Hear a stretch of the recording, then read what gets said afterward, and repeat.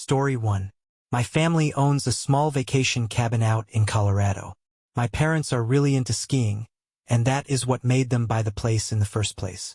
It has been in the family longer than I have been around.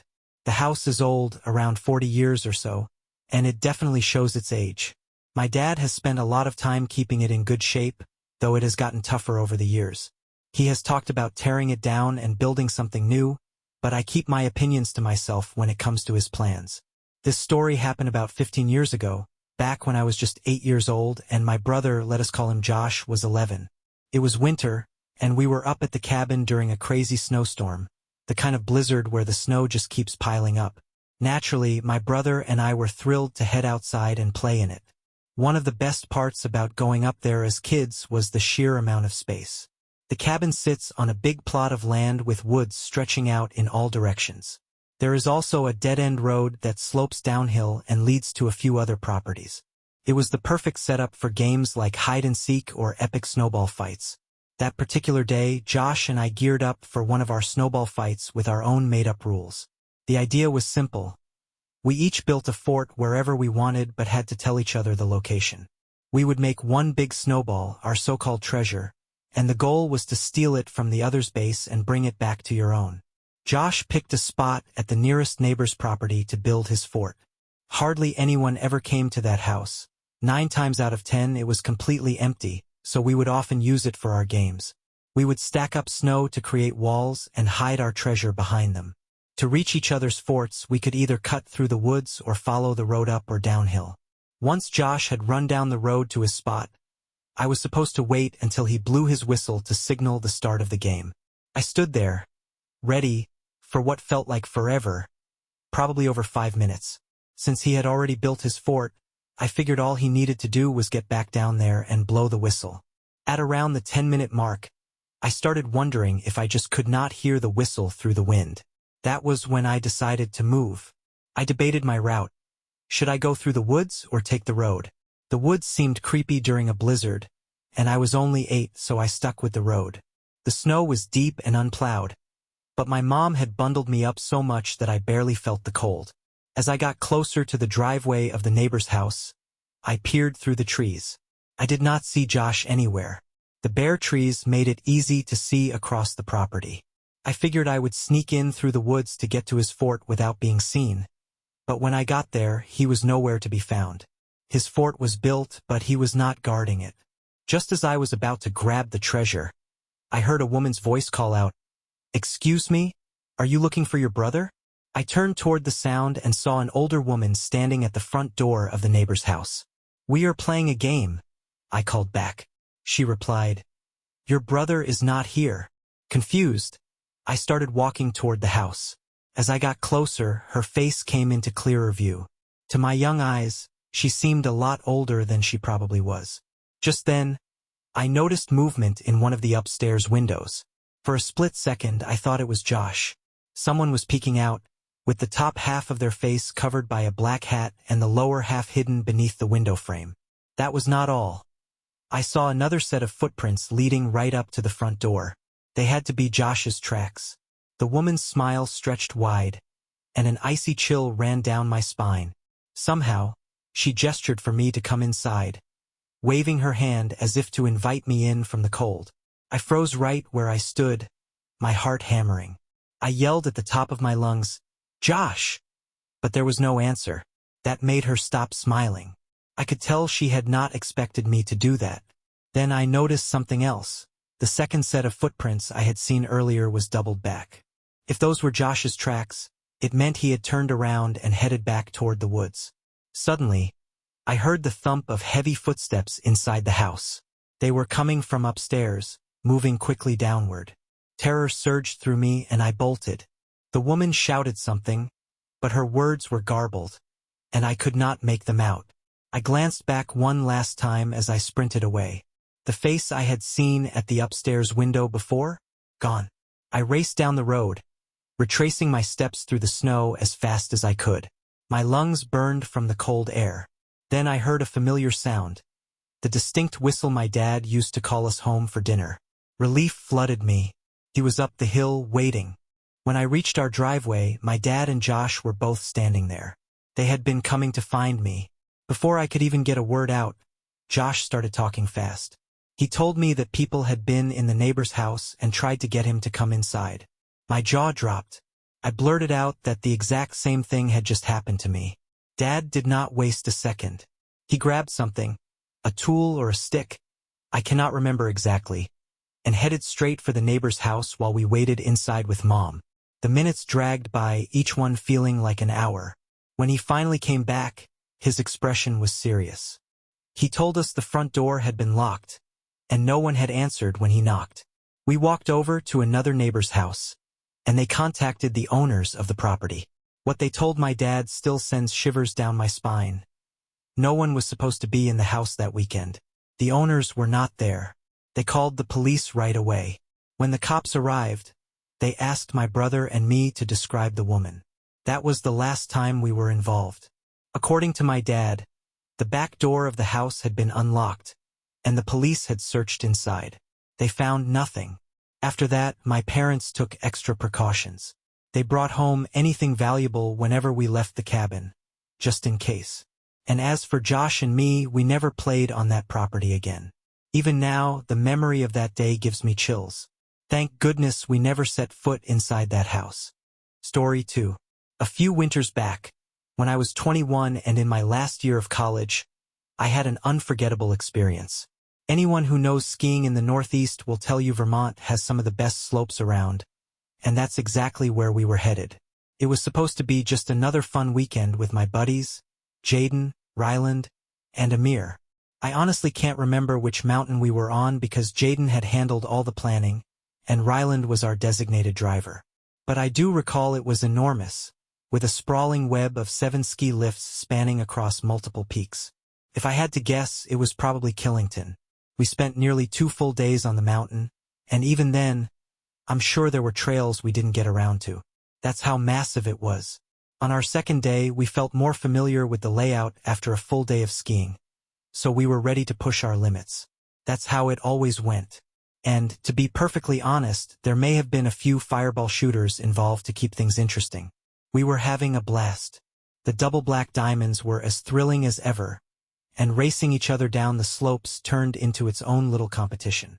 With about an hour left before the lifts closed, exhaustion was setting in, but none of us wanted to leave. We knew the moment we drove off we'd miss the mountain. We were still debating how to wrap up our trip when 2 girls without helmets approached us at the top of the lift. Now, I know this might sound a bit strange, but I wouldn't be telling the story right if I left out this part. These girls were breathtaking. One was a brunette, and the other was blonde, and they were easily 2 of the most beautiful women I'd ever seen in real life. It threw me off guard. They introduced themselves as Taylor and Devin, and soon we were making small talk. They told us they were bored because the mountain was full of older skiers, which was something I had noticed the day before. It made sense why they gravitated toward us, a group of younger guys around their age. Devin, it turned out, was a serious skier. She peppered Amir with all kinds of technical questions about his gear. Amir and Ryland had invested in high-end skis, while Jaden and I always stuck with rentals, and the girls seemed impressed. Taylor noticed our fireball shooters and teased us about it. We joked that drinking unlocked our hidden skiing potential or some nonsense like that, and they laughed. To our surprise, Devin pulled out an unmarked bottle of her own and playfully mocked us for sticking to something as mild as fireball. Naturally, we couldn't resist the challenge, so we all took a swig. I caught Ryland going a little too hard. He had a habit of drinking more than he should. But that didn't shock me. I made a mental note to pace myself because something about this whole encounter felt off. I just couldn't shake the feeling. I mean, why would 2 girls like them want to hang out with us? Especially when we were all bundled up in helmets, with most of our faces hidden. Still, everything seemed to be going fine. Amir was laying it on thick with Taylor, but she didn't seem to mind, so I let it slide. I figured we'd spend the rest of the day skiing with them, which sounded like a pretty good way to wrap things up. Maybe they even knew of something fun to do after the lifts closed. But then Devin asked if we'd ever been down a trail called Devil's Forest. The name didn't ring a bell. Our buddy Chase, the human trail map, wasn't with us, or he'd have known every inch of the mountain. We told them we hadn't heard of it. They explained it was a glade trail, one of those paths that wind through the trees, and said it was rarely open. Glades were our favorite kind of run, so the idea of skiing through Devil's Forest got our adrenaline going. We were all in. They led the way, and soon we reached a narrow spot where they told us we'd need to take off our skis. Since we had to trudge uphill for a bit, it became obvious we'd wandered into a deserted section of the mountain. The snow was untouched, pristine, and not a soul was in sight. Despite the oddity of the situation, the thrill of adventure took over, so I shrugged it off. A little drunk and plenty curious, I unfastened my skis and followed the girls.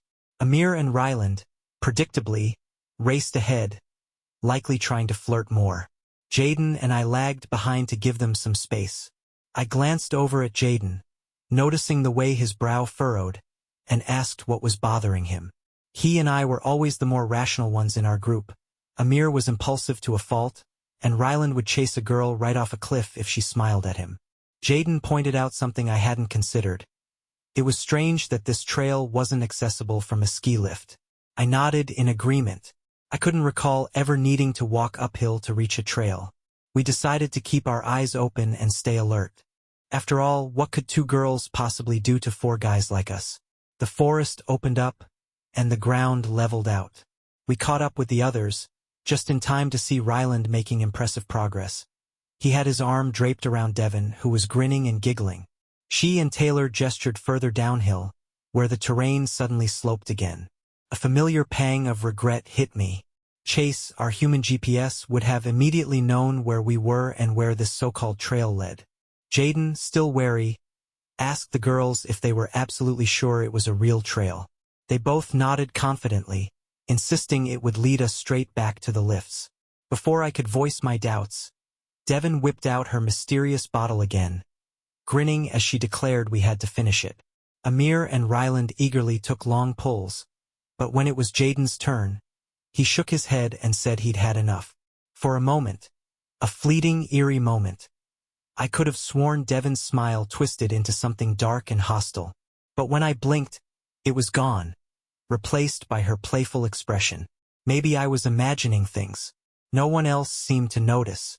Then, with a sweet, coaxing voice, she batted her eyes at Jaden. He sighed, giving in just to get her off his back. When the bottle came to me, I lifted it to my lips without actually drinking. Every alarm in my head was going off now. Something felt wrong. I passed it back to Devon, who tucked it away, and that's when it hit me. I hadn't seen either of them take a single sip. Not once. A quick check of my phone told me we had about 30 minutes before the lifts closed. Desperately trying to think of a way out, I mentioned that we might not have enough time to get back up the mountain and reach our car. The girls waved off my concern, claiming the lifts were all connected at the bottom anyway. Before I could argue further, they suddenly dashed down the slope, calling out for us to follow if we could keep up.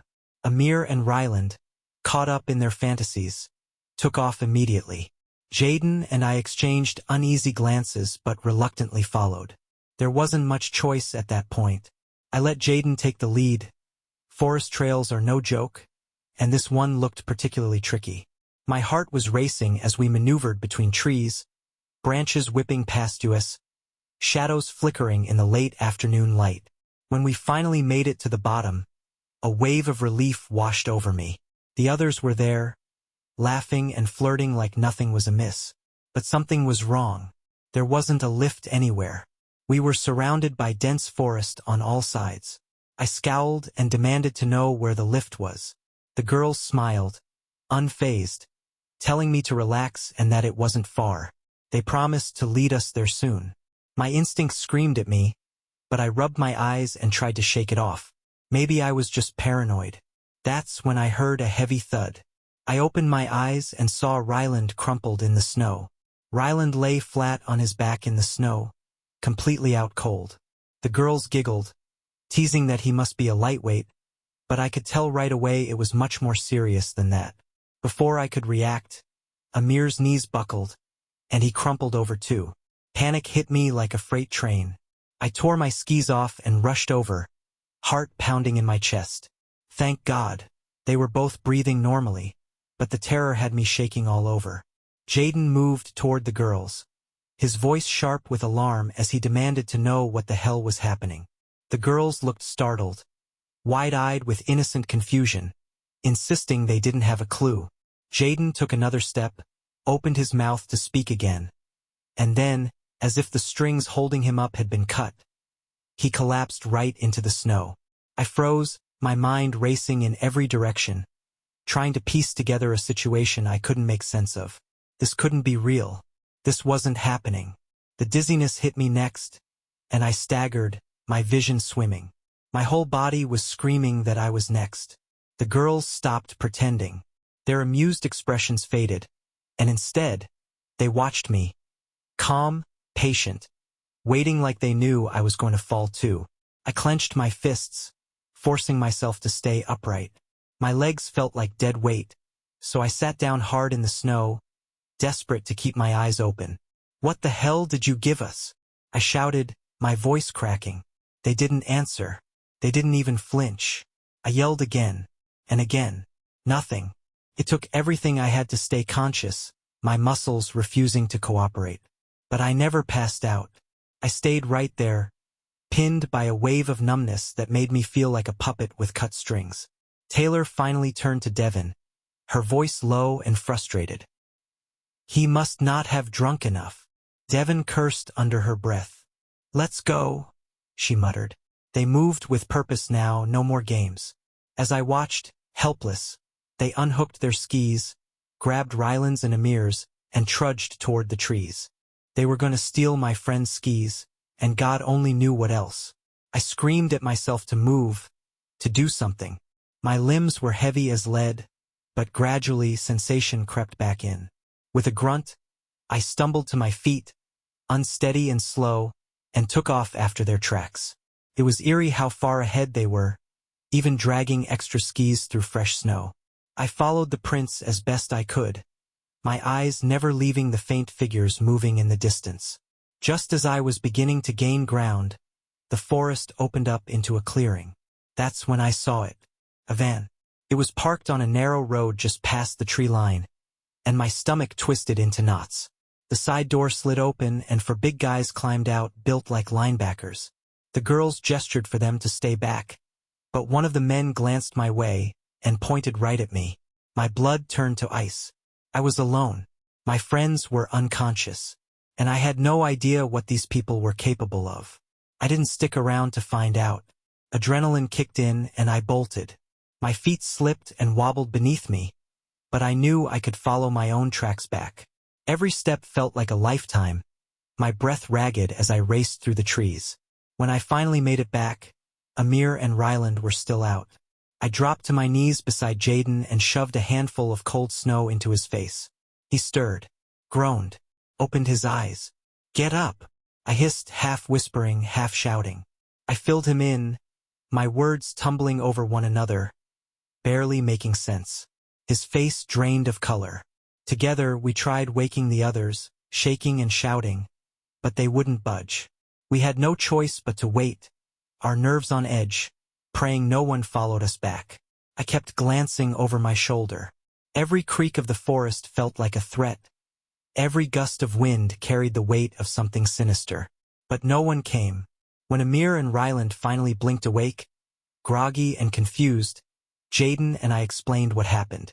Questions flew back and forth, a flurry of who, what, why. Who were those girls? Who were the guys in the van? What were they planning? We didn't have answers, just terrifying possibilities. If I hadn't faked that last drink, would we have woken up at all? Best case scenario, they'd have robbed us blind. But people don't go to those lengths just to steal a few pairs of skis. No one brings a van and an entire crew for broke college kids. Whatever their endgame was, it wasn't good. And I couldn't shake the feeling that we'd come terrifyingly close to finding out just how dark it could have been. Overkill. That's all I kept thinking. How would they have even known we had expensive skis instead of rentals? None of it added up. Finding the car was hell. Reporting it to the police was hell. The drive home? Hell all over again. The ski resort staff assured us they'd investigate and try to identify the girls, but we couldn't stick around to follow up. The police took it more seriously, promised updates if anything came up. I think it even made the local news. It's been years now. We never heard back. To this day, we don't know what they gave us. We scoured the internet, but nothing we read explained how something could work that fast in such small amounts. Our best guess? A cocktail of drugs. It's the only thing that makes sense, especially since my friends still felt woozy long after waking up. Whoever those girls were, whatever they were planning, they weren't playing games. Sick people like that don't go to such extremes just for a robbery. I can only hope that's all it was. Story 3. My buddies. Let's call them Mike and Danny. And I have this quirky little tradition. Every winter, we head out to a frozen lake a few towns over. It's not some grand adventure or anything. It's just something we do for kicks. There's a unique vibe about being out there. Standing on the ice, surrounded by a vast, quiet stillness that feels almost otherworldly. It's one of those simple pleasures we've always loved. You might think we're weird, but we can't get enough of that peaceful solitude. If you've ever stood alone in the middle of nowhere with only the soft sound of snowflakes falling around you, you know what I'm talking about. It's like having a personal slice of nature all to yourself. Plus, the photos always come out looking amazing. A big win for a couple of guys who like to think we're cooler than we are. This happened just this past winter. It's April now as I write this, so we're talking about 4 months ago. Before you worry, no, none of us fell through the ice. That's not what this story is about. It was snowing pretty hard that night, and that heavy snowfall was the whole reason we decided to go. Temperatures had been below freezing for weeks, so we figured the lake was solid. Honestly, I'll take winter over summer any day of the week, and I know my friends would back me up on that. There are a million reasons why, but for me, it's as simple as the snow itself. For one thing, it's just beautiful. But more than that, snow transforms the dark. Even after sunset, it's never pitch black. The light reflecting off all that white makes everything feel dreamlike. That night, with the full moon lighting up the world, the effect was even stronger. Mike was behind the wheel that evening. He had a pickup that handled well in snow, so we let him drive, even though Danny was usually the one ferrying us around. When we reached the lake, we couldn't park right at the shore because a thin stretch of trees ringed the water. Forest isn't quite the right word. It was more like a loose scattering of trees. Still, it was thick enough to block any vehicle from getting through. We left the truck in a nearby lot, bundled up, and headed toward the lake. The cold hit us hard. I've never been a smoker, and I wasn't then either, but both Mike and Danny lit cigarettes as we walked. It was probably past midnight, though I didn't check the time. What I do remember is the absolute silence. No animals, no other people. Not a single sound or sign of life, apart from the crunch of our boots on snow. When we reached the edge, the ice seemed solid as a rock. We were in the middle of some dumb joke, laughing about who knows what, when Mike picked up a decent-sized rock and hurled it onto the lake to test the ice. It hit with a solid thud, no cracks, no creaks. That was good enough for us. We stepped onto the ice and started making our way toward the middle. We didn't go too far. None of us were dumb enough to tempt fate. But we were a solid 100 feet out when something on the far side of the lake caught our attention. Near the opposite edge, right where the trees met the ice, something big and dark was moving. We all stopped dead. The laughter died in our throats. Whatever it was, it moved slowly, hunched over as it crept toward the lake. For a few tense seconds, we just stared, trying to make sense of it. Then Danny broke the silence, whispering, "Is that a bear?" He barely made a sound. I didn't answer. My pulse was already hammering in my ears. If it really was a bear, the last thing we wanted was to draw its attention. We stood perfectly still, barely even breathing. But as the figure drew closer, something about it seemed wrong. It didn't walk like a bear. It was too upright, too human. And there was something trailing behind it, something that dragged along the ground. None of it made any sense. Then, all at once, it straightened up completely. My stomach dropped as the realization hit. It wasn't a bear. It was a person wearing some kind of bear suit. Mike broke the silence with a hushed, "What the?" My voice caught in my throat, and all I managed was a hushed, "Hell!" The thought running through my head was exactly what Mike must have been thinking, too. I know it doesn't sound all that terrifying when I explain it now, but if you had been there, you'd have felt the same bone-deep fear. I tried to say something else, but no words came. I couldn't tell if fear or confusion had the tighter grip on me, but some instinct screamed for me to stay silent. The figure kept moving onto the ice, dragging something behind him. The falling snow blurred the details, but as he came closer, I could make out a rope trailing from his hand. At the other end of that rope was a small black bag.